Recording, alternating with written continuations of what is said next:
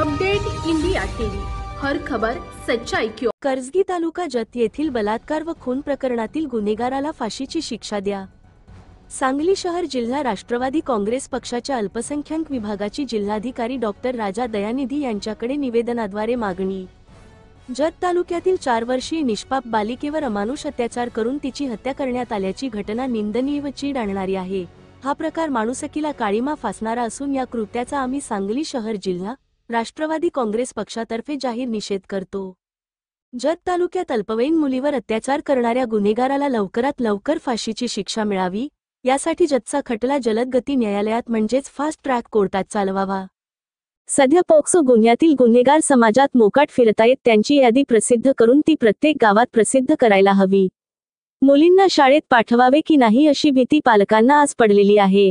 ग्रामीण भागात पोलिसांची संख्या वाढवून ज्या खेडेगावात गुन्ह्यांची संख्या जास्त आहे तेथे रोज पोलिसांनी गस्त सुरू करावी, जेणेकरून गुन्हेगारांच्या मनात कायद्याचा वचक बसेल। सध्या समाजातील अशा विकृत प्रवृत्ती मोठ्या प्रमाणात वाढत चालल्या आहेत, त्यास आळा घालणे समाजाच्या दृष्टीने अत्यंत महत्त्वाची गोष्ट आहे।